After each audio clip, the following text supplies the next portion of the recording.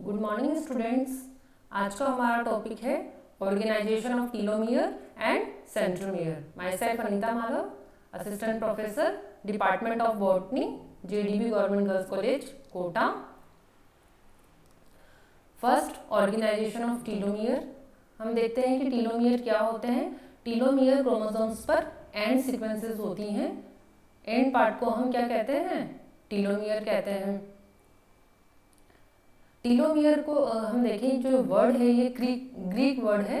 टीलोस plus मीरोस से बना हुआ है। टीलोस मीन्स एंड और मीरोस का मतलब पार्ट, यानी एंड पार्ट। क्रोमोसोम का यह एंड पार्ट है। अब अगर हम देखें, जो टीलोमियर होता है यह यहाँ पर काफ़ी रिपीटेटिव न्यूक्लियोटाइड सीक्वेंसेस पाई जाती हैं। तो और टीलोमियर का क्या फंक्शन है? टीलोमियर जो होता है यह क्रोमोसोम्स को नष्ट होने से बचाता है और साथ में यह आपस के जो नेपच्यून क्रोमोसोम हो उनको चिपकने से बचाता है। एंड एक्सोन्यूक्लियस जो एक्टिविटी है इस एंजाइम से भी यह क्रोमोसोम को बचाता है। हम देखते हैं कि वर्टिब्रेट्स के अंदर कौन सी सीक्वेंस बार बार रिपीट होती है? ये वाली सीक्वेंस 5 to 3 हम देखें तो TTA GGG सीक्वेंस जो होती है यह यहाँ पर बार बार रिपीट होती है। ह्यूमन के अंदर कम से कम यह 2500 बार रिपीट हो सकती है। हम ये देखते हैं कि जो टीलोमियर की जो लेंथ होती है यह भी धीरे धीरे उम्र के साथ डिक्लाइन होती जाती है। अगर हम at the time of birth देखें तो ये 11 किलो बेसिस थी और आफ्टर ओल्ड एज में यह 4 किलो बेस ही रह जाती है। हम देखते हैं कि जर्म सेल्स में अगर हम देखें या फिर हम एम्ब्रियोनिक स्टेम सेल्स जो होती हैं इनको अगर हम देखें या फिर वाइट ब्लड सेल्स हम देखें तो ये हमेशा एक्टिव रहती हैं। इनके एक्टिव रहने का कारण होता है टीलोमरेज एंजाइम। अब टीलोमरेज एंजाइम क्या करता है? टीलोमरेज एंजाइम जो होता है यह टीलोमियर्स जो होता है उसको कंप्लीट करता है। टीलोमियर जब रेप्लिकेशन जब डीएनए का होता है तो टीलोमियर रेप्लिकेट नहीं हो पाते, अर्थात क्रोमोसोम्स के एंड पार्ट कंप्लीट नहीं हो पाते, तो उनको कंप्लीट करने का काम टीलोमरेज करता है। लेकिन धीरे धीरे एजिंग जैसे जैसे होती जाती है इसकी एक्टिविटी कम हो जाती है। लेकिन अगर हम जर्म सेल्स या एम्ब्रियोनिक स्टेम सेल्स में देखें तो टीलोमरेज की एक्टिविटी बनी रहती है। इस वजह से टीलोमियर यहाँ पर कंप्लीट होंगे तो रेप्लिकेशन द्वारा पूर्ण सूचना आगे की सेल्स में जाएगी और इस प्रकार से हर बार रेप्लिकेशन अगर डीएनए कंप्लीट होगा तो सेल डिवीजन बना रहेगा।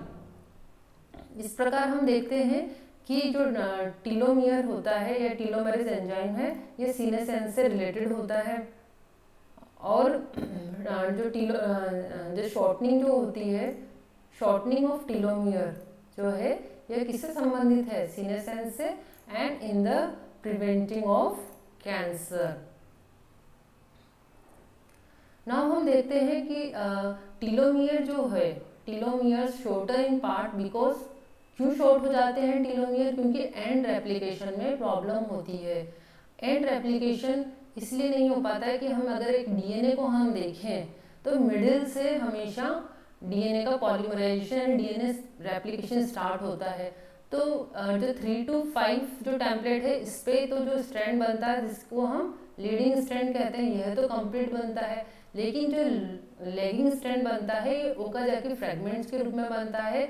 तो यहाँ पर यह जो होता है यह कंप्लीट नहीं बन पाती है, लैगिंग स्ट्रैंड इनकम्प्लीट बनती है। अब इनकम्प्लीट क्यों बनती है? उसका कारण यह है कि हमेशा जब भी यहाँ पर पॉलीमराइजेशन होता है जो लैगिंग स्ट्रैंड है यहाँ पर, तो हमेशा आरएनए प्राइमर आके जुड़ेगा। आरएनए प्राइमर पहले जुड़ेगा, देन डीएनए पॉलीमरेज उसका पॉलीमराइजेशन करेगा। लेकिन जब एंड पार्ट जब आता है तो वहाँ पर आरएनए प्राइमर नहीं जुड़ पाता है। उसका कारण यह है कि उसको उतना डीएनए स्ट्रैंड नहीं मिल पाता जितना उसको चाहिए। इसीलिए एक स्ट्रैंड हमेशा क्या होती है? इनकम्प्लीट रह जाती है। तो उसको कंप्लीट करने का काम कौन करता है? टीलोमरेज एंजाइम करता है। अब टीलोमरेज एंजाइम क्या है? Telomerase enzyme RNA plus protein का बना हुआ होता है। इस एंजाइम को डिस्कवर किया था ब्लैकबर्न एंड हर कलीग्स ने 1990 में। तो यह जो टीलोमेरेज एंजाइम है यह क्या काम करता है, यह टेम्पलेट्स को जोड़ता है। आप ये देखो कि यह जो सीक्वेंस है 5 to 3 एंड पर क्या कर रहा है, यहाँ पर इसने टेम्पलेट यहाँ पर आगे जोड़े हैं। हम देखते हैं कि जो टीलोमेरेज एंजाइम है ये खुद 160 न्यूक्लियोटाइड्स का बना हुआ होता है और it is complementary of the G rich repeat of the telomeric DNA sequence. तो इस प्रकार से हम देखते हैं कि यह यहाँ पर क्या कर रहा है, सीक्वेंसेस जोड़ देता है, टेम्पलेट बना देता है। जब टेम्पलेट काफ़ी लंबा हो जाता है देन आरएनए प्राइमर अब आकर जुड़ जाएगा और डीएनए पॉलीमरेज इस स्ट्रैंड को कंप्लीट कर देगा और गैप फिलिंग का काम लाइगेज एंजाइम कर देगा। इस वाली पिक्चर में आप और क्लियर आप यहाँ पर देख सकते हैं कि कैसे टीलोमेरेज जो एंजाइम है ये यहाँ पर यहाँ आकर जुड़ गया है और उसके जुड़ने के बाद सबसे पहले तो क्या होगा, hybridisation of the third end of the telomere with the RNA component of telomerase. तो सबसे पहले तो हाइब्रिडाइजेशन हो गया इस स्ट्रैंड के बीच में और यहाँ पर क्या हुआ, हाइब्रिडाइजेशन हो गया। उसके बाद क्या होता है कि ये जो स्ट्रैंड होती है काफ़ी यहाँ तक लंबी हो जाती है।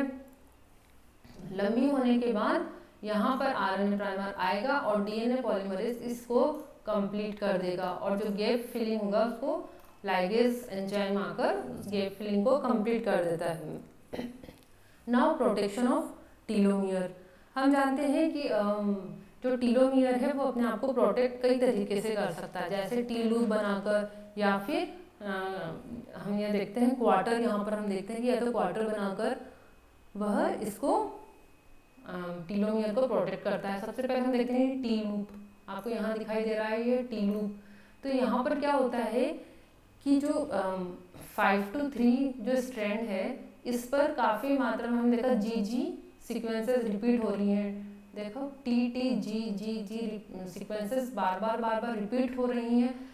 तो यहाँ से जो ओवरहैंग, इसको कहेंगे ओवरहैंग, ये ओवरहैंग आके यहाँ पर फोल्डेड हो गया है और कौन सी स्ट्रक्चर बना रहा है, टी टाइप की स्ट्रक्चर, टी लूप बना रहा है यहाँ पर। अब टी लूप में जो जी और जी आपस में जो सामने आ रहे हैं ये आपस में यहाँ पर इनके बीच में क्या हो गया, बॉन्ड्स बन गए हैं और ये डबल स्ट्रैंडेड हो गया है। इस स्ट्रक्चर को अब हम कहते हैं डी लूप। इसके अलावा एक शेल्टरिंग प्रोटीन होता है जो टीलोमियर को सुरक्षा प्रदान करता है। यह 6 प्रोटीन्स का बना हुआ होता है, 6 जो आइडेंटिफाई किए हैं अभी तक वह है TRF1, TRF2, TIN2, POT1, TPP1 and RAP1। इसके अलावा भी हम देखते हैं कि जो टीलोमियर को सुरक्षा देने के लिए टीलोमियर एंड बाइंडिंग प्रोटीन्स होते हैं जो टीलोमियर्स पर अटैच हो जाते हैं और उसको सुरक्षा प्रदान करते हैं। TEBP इसको शॉर्ट में कहते हैं। ए नोवल स्ट्रक्चर हमने देखा कि जो टी लूप यहाँ बना है नोवल स्ट्रक्चर। इसके अलावा भी जो एक और स्ट्रक्चर हम देखते हैं वह है क्वार्टर। अब एक्चुअली ये प्रपोज किया गया है विलियमसन एंड कोवर्कर्स ने इन 1989। उन्होंने बताया कि जो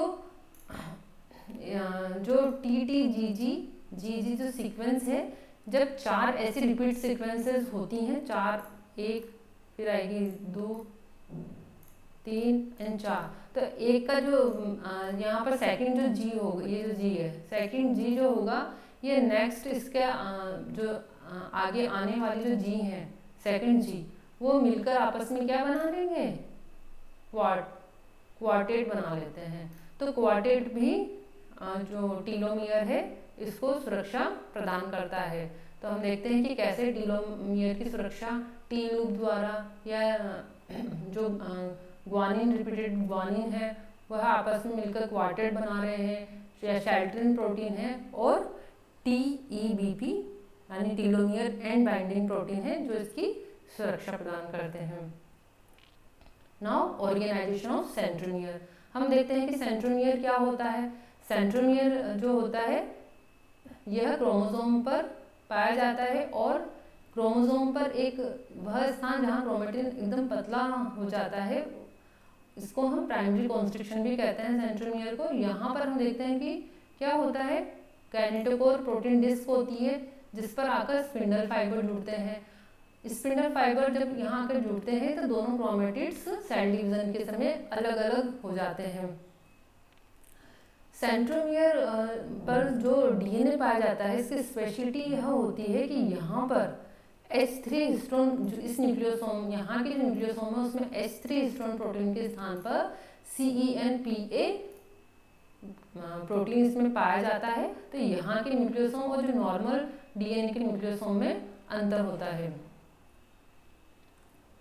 हम देखें कि जो सेंट्रोमियर की जो सीक्वेंस है वो दो तरह की होती हैं। तो there are two types of centromeres. In regional centromere DNA sequence जो होती हैं वह कैसी होती है, बहुत ज़्यादा यहाँ पर डीएनए अमाउंट होता है, काफ़ी रिपीटेटिव सीक्वेंस यहाँ होती है, जिसको सैटेलाइट डीएनए भी कहते हैं।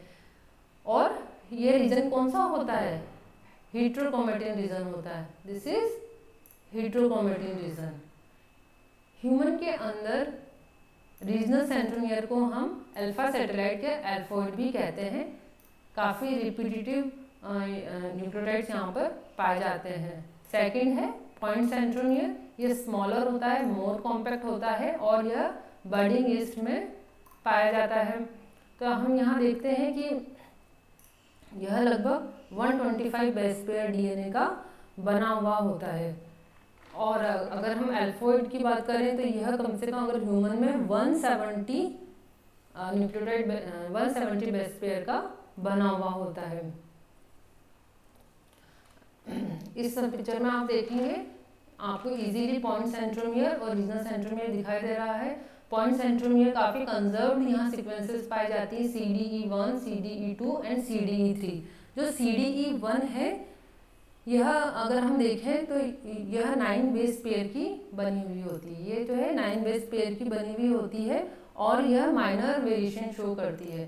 सेकंड जो होती है 90% भाग इस रीजन का बना रही है। 80 रिच सीक्वेंस यहाँ पर पाई जाती हैं। लेकिन जो CDE3 है ये हाईली कंजर्व्ड होता है। अगर CDE3 रीजन में अगर कोई भी म्यूटेशन हो जाता है तो सेंट्रोमियर डिसफंक्शन हो जाता है और फिर दोनों क्रोमेटिड्स डिवाइड नहीं हो पाते हैं। तो ये काफ़ी हाईली रिपीटेड सीक्वेंस होती है। हम देखते हैं कि यहाँ पर जो न्यूक्लियोसोम है उसमें H3 हिस्टोन की जगह CENPA हिस्टोन प्रोटीन होता है। अगर हम रीजनल सेंट्रोमियर को हम देखते हैं, रीजनल सेंट्रोमियर इसमें भी काफ़ी मात्रा में यहाँ डीएनए होता है, हेट्रोक्रोमेटिन डीएनए होता है, जो काफ़ी रिपीटेड सीक्वेंस यहाँ पर पाई जाती हैं। तो आप यहाँ देखें ह्यूमन में इसको हम एल्फोइड डीएनए भी कहते हैं। Dysfunction and disease. हम देखें कि अगर सेंट्रोमियर में कहीं पर भी म्यूटेशन जाता है या मिस रेगुलेशन होता है तो क्या होता है कि क्रोमोसोम सेग्रीगेट नहीं हो पाते। सेग्रीगेशन नहीं हो पाएगा तो कैंसर एंड एबॉर्शन का कारण बन सकता है। अगर ओवर एक्सप्रेशन हो जाता है सेंट्रोमियर का तब भी कैंसर का कारण बन सकता है। क्यों बन जाता है? क्योंकि ओवर एक्सप्रेशन जो होता है उससे जीनोमिक इनस्टेबिलिटी पैदा हो जाती है और इस प्रकार से यह कैंसर का कारण बनती है। इस प्रकार हमने देखा कि हम कैसे सेंट्रोमियर और जो टीलोमियर रीजन है कितने इंपॉर्टेंट रीजन ये क्रोमोसोम्स पर होते हैं। आई होप आपको आज का लेक्चर समझ में आया होगा। Please subscribe YouTube channel CC ERA JDB GGC Kota. Thanks.